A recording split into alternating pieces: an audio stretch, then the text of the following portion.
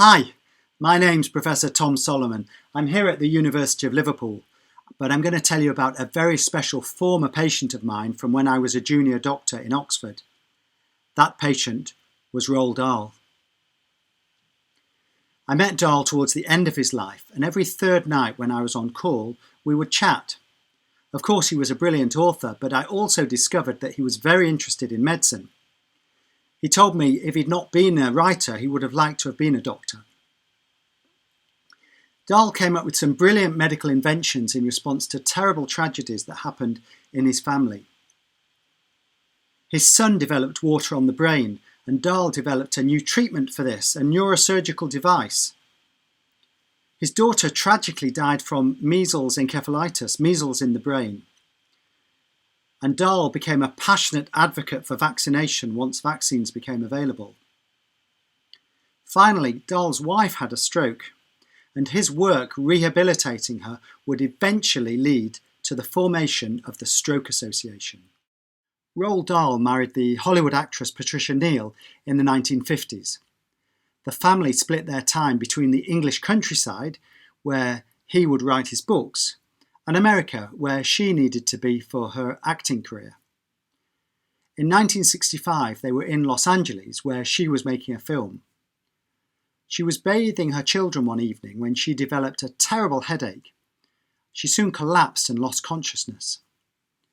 She was rushed to hospital, where it was diagnosed that she had a stroke caused by bleeding in the brain. She had an operation to stop the bleeding, and she survived. "She's going to live!" exclaimed Dahl.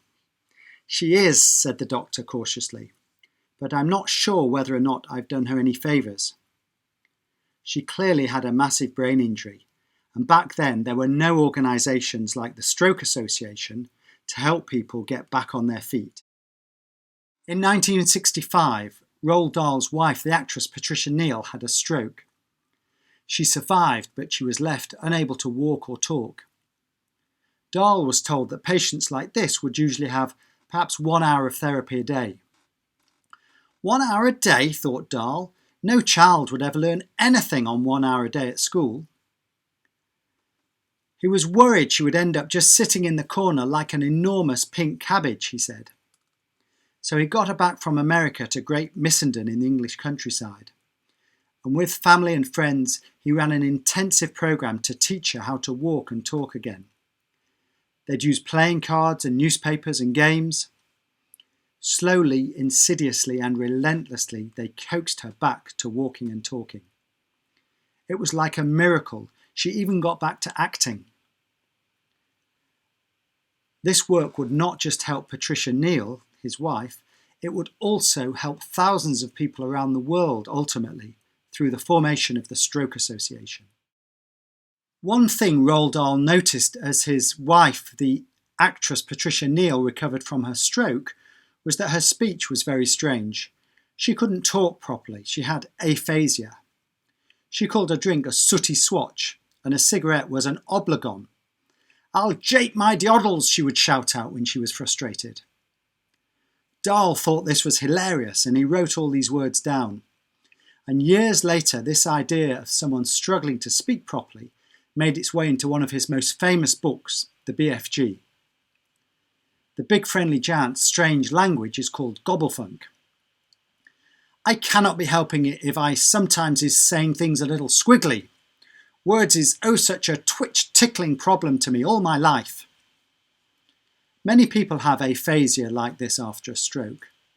Thankfully, they can now get help from the Stroke Association. Roald Dahl's neighbour Valerie Eaton Griffith played a really important role in helping his wife Patricia Neal recover from her stroke. Val spent hours every day with Patricia, and the recovery was so successful that Patricia not only got back to acting in Hollywood, she even won another Oscar nomination. It seemed like a miracle, and people wrote asking how did they do it. Valerie wrote a pamphlet and then a book explaining their approach. They even ran a study with hundreds of stroke patients and volunteers to show their methods. This was published in the British Medical Journal. The Chest, Heart and Heart Association took the scheme on, becoming the Chest, Heart and Stroke Association. Roald Dahl spoke at their 90th anniversary celebrations.